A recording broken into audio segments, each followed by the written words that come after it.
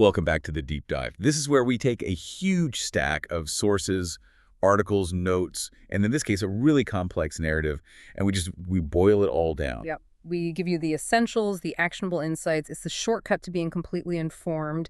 And we try to pull out that surprising analysis that really makes it all stick. And today we are jumping headfirst into a really fascinating study of, I guess, high-stakes crisis and an identity collapse, really. Right. Our focus is the huge, dramatic upheaval in the life of one Naomi Witt.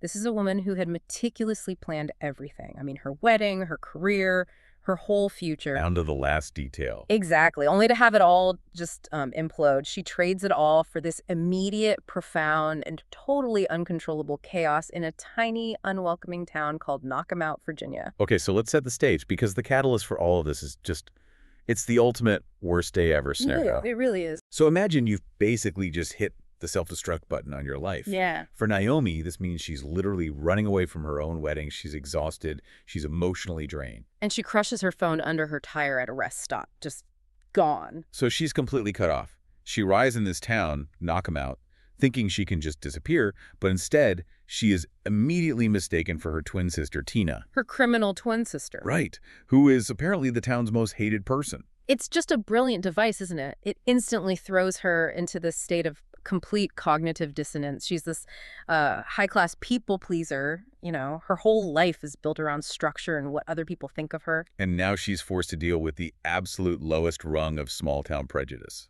It's all chaos. Exactly. So our mission here is to really extract the surprising insights from that transition. How does someone like that find unexpected strength, a new purpose, and a really transformative romance when they're just forced to confront mayhem? Right. And our sources for this deep dive center on Naomi, of course, her very unlikely and often infuriating love interest, Knox Morgan. The grumpy town physician who's also this secret power broker. Yeah.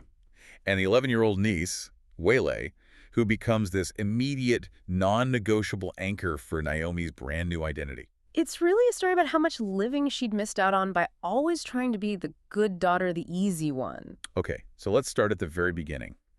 Naomi Witt, upon arrival, she's not just tired, she is emotionally fractured. And I think we need to dig into the character descriptions here, because they set up this huge gap between who she thought she was and who this town sees. Absolutely. The initial description, it paints such a clear picture of the life she just blew up. Visually, she's got that sort of Disney princess thing going on. Thick, roasted chestnut hair that you can tell has been forced into some elaborate, stressed-out updo. And it's trying to escape. It's trying to escape, which is the perfect metaphor. She's paler, she's softer, she's dressed in these, high-end classic clothes.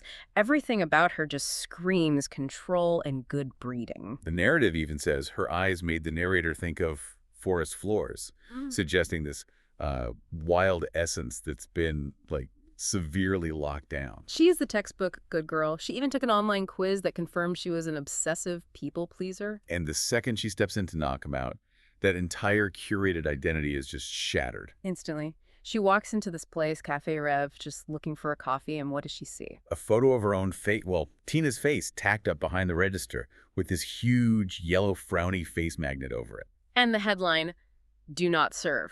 I mean, it's not just a misunderstanding. It's this immediate high-stakes symbol of the prejudice she has to overcome right out of the gate. Exactly. She hasn't even had a second to breathe, and she's already contaminated by her sister's reputation. And of course, the very first person she runs into is the man who embodies everything her old life was designed to avoid, Knox Morgan. Describe this guy. Okay, so he strides in looking like he just stormed off a marauding Viking vessel. Or a cologne ad. A very specific one. Right. He's massive, aggressively muscled, and just clearly has the manners of a caveman. And their first real interaction is, it's where the insults start flying, not sparks. Not yet, anyway. He's just glaring at her with total contempt because he thinks she's Tina, the sister who's obviously caused him and the whole town a lot of problems. And she's just thinking internally about how absurd this all is. She's fleeing for her life, she's exhausted, and yet she's having this, primal reaction to this very sexy, very bad-tempered man. And the fight is over a to-go coffee cup. A large one. The absurdity is just off the charts. It is, but it's critical. Knox immediately tries to exert his dominance. He tells her she's not to come back, not to harass his staff. He calls her trash. And he steps so close, his boots are almost touching her toes. It's this intimate invasion of space, but with the most dismissive insult possible. And this is where Naomi, the people pleaser, finally finds her breaking point. It's a line that's way, way back there, but he crossed it. She actually pushes back. She drills her finger into his chest, which she notes barely makes a dent, and she just counters with this stunning lack of respect for his whole vibe. She basically says, I don't care if you think I'm my sister or that weasel who jacked up the price of anti-malarial drugs. That's such a specific and great line. It is. And she immediately labels him first Viking, and then my personal favorite, a pissed-off porcupine. The labels are fascinating. Viking is all about that raw, untamed force, which is totally alien to her world. But pissed-off porcupine, that's different. That's her seeing right through the tough guy act to the defensive mechanism underneath. She's not intimidated, she's diagnosing him. The tension gets so thick, the barista, Justice, has to jump in and state the obvious. They're twins. And Knox's only response, which just says everything about his frustration and, his burgeoning attraction, is just this low, defeated, fuck me, followed by shoving a hand through his hair. The high-class, controlled woman is now neck-deep in the local primal drama. And that twin dynamic is just, it's so central to everything. We have to really contrast them because Naomi isn't just fighting Tina's past actions, she's fighting the physical evidence of her sister's chaotic life. Yeah, the description of Tina is pretty visceral. It says she has a crispy fried look. Right. Skin like an old leather couch, deep frown lines from smoking 2 packs a day, and she dresses like a biker babe who'd gone through a wood chipper. Whereas Naomi is all softness and pale skin and contained elegance. They're just diametrically opposed ways of being in the world. And Naomi is instantly paying the price for that. The sources detail all these little microaggressions she faces, the smile that just vanishes from the face of the guy at Grover's Groceries. And the climax of that is almost comical. The woman at the deli counter literally hurls a pound of sliced turkey at her, shouting about whether she's going to stuff it in her bra like last time. Which just perfectly encapsulates the depth of Tina's reputation. Yeah. She's not just disliked, she's this town-wide symbol of petty crime and just indignity. Naomi is carrying all of that. But before she can even figure out how to manage that, the real crisis hits. The one that forces her into becoming a guardian. Right.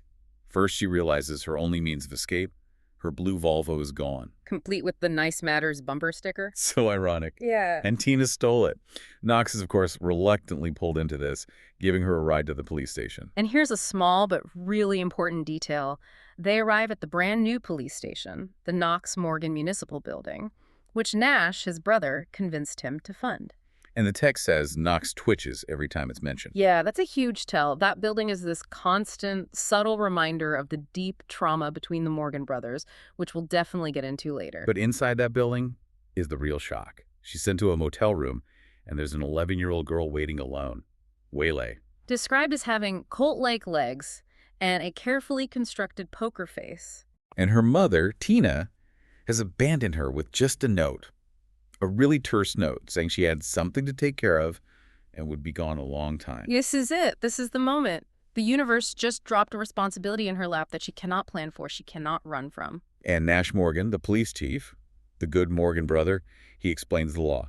Kinship care in Virginia. It means Waylay can stay with her closest non-criminal relative, Naomi. which prevents her from going straight into foster care. And the people pleaser, the woman who is terrified of imperfection, she just shows her true colors right here. No hesitation. None. 0 resources, no job, no car, an overdrawn bank account. And she accepts guardianship instantly. Her only response is, she's family. It's the most uncalculated choice she's ever made in her life. She's completely adrift for the first time, no fiance, no safety net, no plan. And suddenly, she has this profound, undeniable new purpose. Waylay becomes the anchor that forces Naomi to stabilize herself. And the financial reality of that hits hard and fast. Her account is overdrawn, possibly from fraud, plus all the money she sank into the canceled wedding. The need for money, for stability, it just completely reorients her. All her personal anxieties about failure are immediately they're subsumed by her responsibility for this child. It sets the stage for everything that follows.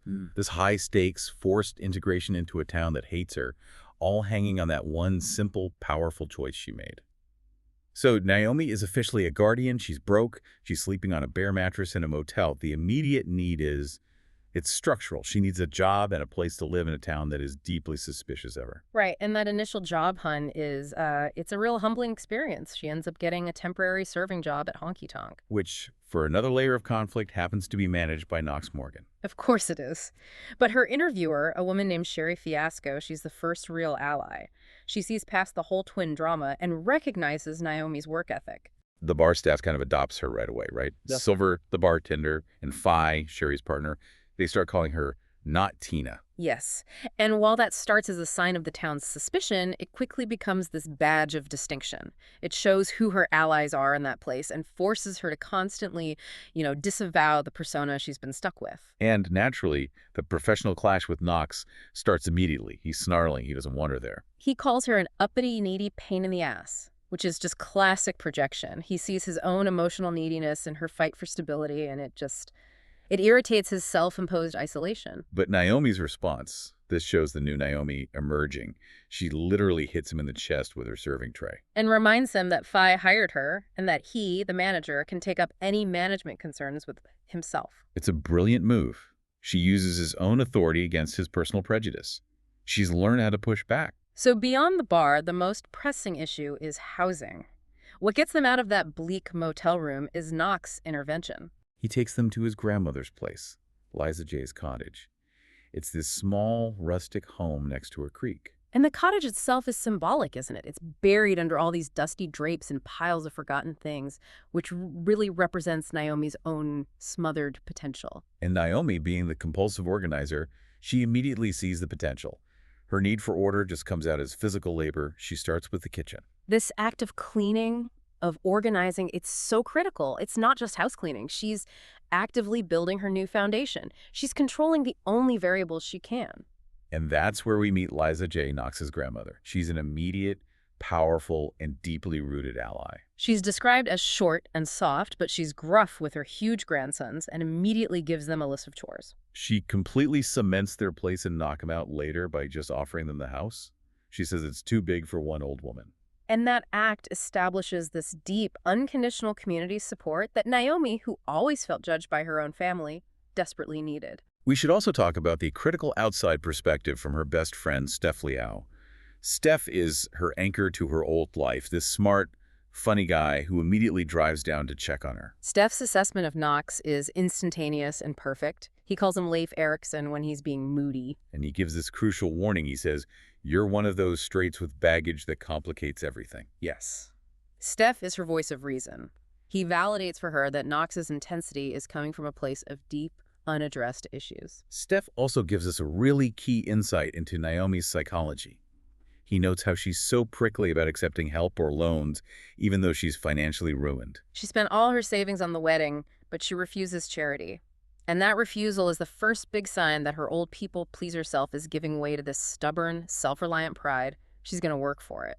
Moving beyond the bar and the house, she finds her professional sanctuary, really, at the Knockemout Public Library. This is essential for her stability. And it's not some dusty old library. It's light, bright, modern, a true community hub with technology and white oak shelves. And Sloane, the librarian, is the catalyst. She's described as loud, visionary, with these purple-pink streaks in her hair. And she explains how the library is a real community center. It offers free classes on everything from sex ed to budgeting, and crucially, it has locker rooms and a laundry facility in the basement for families who are housing insecure. So Sloane hires Naomi as the community outreach coordinator. And this is a massive psychological breakthrough for her. It is. This job lets her use all that innate, organized energy for something genuinely good, not just for maintaining a perfect facade for other people. It gives her dignity and stability. It's her sanctuary of structure. The final step in establishing this new identity is the literal physical transformation. And this happens at Whiskey Clipper. The high-end salon and barbershop that Knox co-owns with a guy named Jeremiah. It's all exposed brick, leather, tin ceilings, and a whiskey bar. It's a place where identity is deliberately cultivated. Steph coordinates makeovers for them, reinforcing that classic mantra, when you look good, you feel good. Right. Naomi gets a new, empowering style that sheds the remnants of her old life.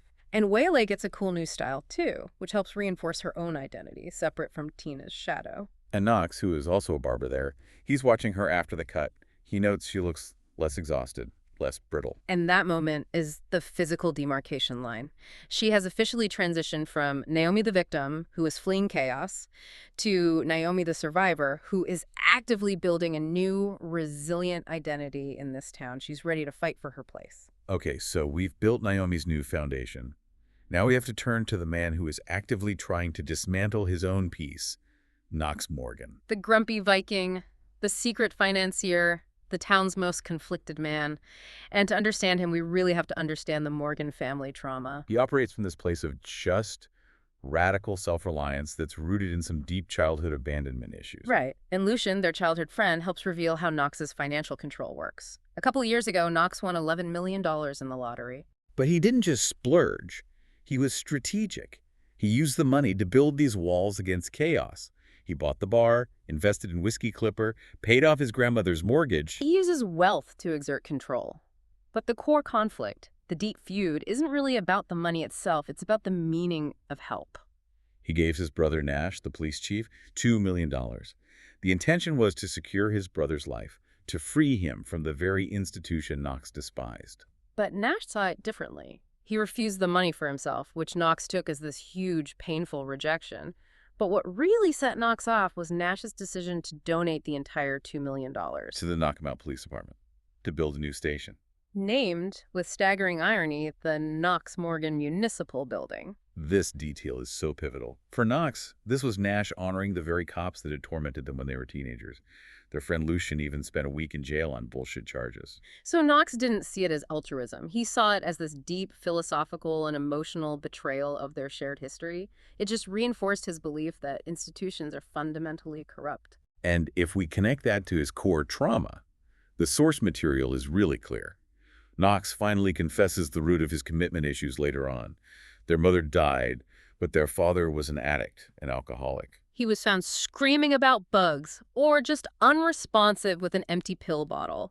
Knox doesn't just believe his father left them. He believes his father chose to abandon them. Because loving them, being a father, was just too hard. Exactly. And that single belief that people will choose to leave you because you are fundamentally too hard to love, that is the engine for his entire personality. It's a proactive abandonment mechanism. Right. He thinks happiness is just a prelude to devastating loss. So he pushes people away first. He controls the narrative of pain by being the one who leaves. And this fear runs straight into the heart of his relationship with Naomi, which, paradoxically begins with a lie. Her parents, the Witts, show up unexpectedly. They cut their cruise short. And Knox just steps in and tells them he and Naomi are in an unexpected romance. The goal, he says, is to stop them from worrying about her and interfering with Wele's life. But the function of the lie is so much more layered. For Naomi, it's a shield from her controlling parents. For Knox, it allows him intimacy and connection without commitment. They agree to fool around for a few weeks, with itches scratched. But it immediately becomes clear that his actions are just wildly inconsistent with that agreement. He swings so violently between the grumpy Viking and this thoughtful, dedicated protector. We have to look at those inconsistencies as the battle between his trauma and his genuine feelings. Take the shopping trip. He follows her to the mall because he's paranoid about these strange men who are looking for her. He's literally risking his life for her safety. But while he's there, he buys her nice underwear, a very intimate gesture, while also loudly complaining about the whole trip and calling her exhausted. He's maintaining the pissed-off porcupine facade.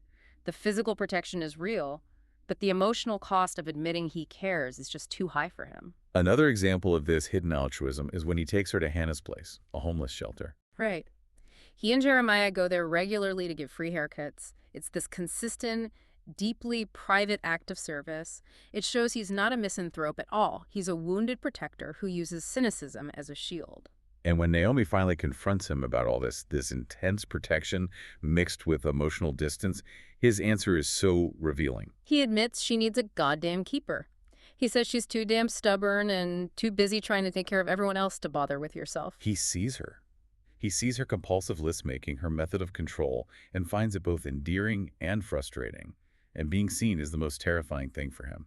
The relationship also forces Naomi into the practicalities of being a parent. While she's struggling with discipline and getting Wele new clothes, Knox delivers the most powerful lesson in shared guardianship. When they're talking about Waylay's mother, Tina, and bodily autonomy, which is a huge theme, Knox gives this foundational life lesson directly to the child. He says, if anyone says they have a right to decide what to do with your body, kid, you kick them in the ass, then come find me. Let's just pause on that for a second. That statement is enormous. It's coming from a man who believes he's destined for abandonment, yet he is actively affirming the unconditional autonomy and worth of this child. He's teaching her radical self-protection. And Naomi recognizes this as a pivot point.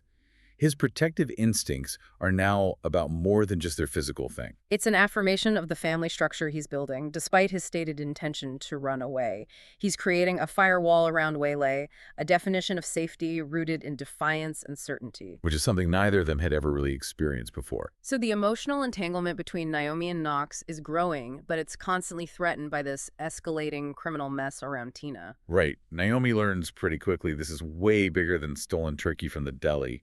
Tina is now involved with a guy named Duncan Hugo, who is just split from his crime syndicate father. So the stakes immediately jump to organized crime. They're not just looking for petty cash, they are desperately searching for a missing flash drive. A flash drive that holds important information that a lot of people would pay a lot of money to get. It's the key to bringing down a whole criminal enterprise, which puts Naomi and Waylay directly in the crosshairs. And the danger starts to seep into Naomi's sanctuary, the library. A man named Flint, spiky red hair, tattoos. He approaches her at her desk asking for local IT support. And this is a real test of the new Naomi's intuition. She immediately senses that this guy knows exactly who she is. His behavior is just off. Too intimate, holding her gaze too long. The old Naomi, the people pleaser, would have smiled and tried to be helpful, but the new Naomi just shuts him down. Cold and efficient. It shows her new capacity for reading threats and protecting herself. The danger then becomes very personal and heartbreaking when Nash is shot. He takes a bullet in the shoulder during a confrontation. And Knox's reaction at the hospital it's telling. The sources say he is utterly terrified by his brother's vulnerability. He admits, I'd never seen him look weak. This near-death experience is just a devastating validation of all of Knox's deepest fears. Chaos and loss hitting the people he loves. It forces him to re-engage, and it tears a hole in his self-isolation. With all this external danger mounting, Naomi then has to confront her own past. Warner, her ex-fiancé, shows up at Honky Tonk. Warner Dennison III. He tracked her down through her mom's Facebook. He tries to apologize, reconcile, and reassert control by cornering her and grabbing her arm. Knox's reaction is primal. It's not about jealousy. It's about protecting his family structure from being violated. He just launches himself at Warner. Punches him right in the nose. There's a crunch, blood everywhere. Lucian has to pull Knox off him. The violence is intense, but the most important part is the advice Knox gives Naomi right after.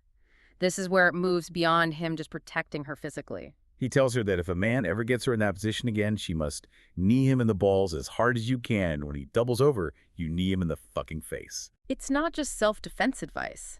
It's this deep directive from him that she needs to own her space and her worth so completely that no one ever thinks they can treat her like property again. It's incredibly empowering. And then the full climax. It all revolves around Waylay's abduction. Tina, just desperate and dangerous, kidnaps her own daughter with Duncan Hugo. And Naomi is tricked into going to their location, this dark, grimy chop shop. The place itself is just a testament to their criminal chaos. Racks of designer clothes, high-end sneakers, and just bundles of cash stacked a foot high. It's the absolute antithesis of the order and honesty that Naomi has been so painstakingly rebuilding in her life. And here we see Tina's final, most selfish act. Waylay is tied up and gagged, and Tina forces Naomi to strip and exchange clothes. The plan is to use Naomi as a decoy. The softer, paler twin is supposed to get captured while Tina and Duncan escape with the flash drive and the money. Tina literally sees her sister as a disposable asset, a natural-born sucker. It forces Naomi into a corner, totally alone. She manages one fierce act of resistance, kicking Duncan hard in the shin, which buys her a split second. But then the cavalry arrives. Knox, Nash, and Lucian. They track them down through stolen plates and tips from a local motorcycle club. The rescue is fast and violent. Knox tackles Duncan, Waylay is saved, but the tension peaks when Duncan cuts off Naomi's breathing. She blacks out before she's finally safe. The criminal enterprise is exposed, the physical threat is over. And in the aftermath, Tina, the perpetual weak link, finally does something useful. She cooperates, sings like a canary. She gives up all the information that brings down the entire Hugo crime family. And this act of self-preservation, ironically, is what clears the final legal hurdle for Naomi to get permanent guardianship of Waylay. So the chaos of the twin system finally delivered a stable, positive outcome for Naomi. Okay, so the physical danger is over, but the emotional reckoning for Naomi and Knox is really just beginning.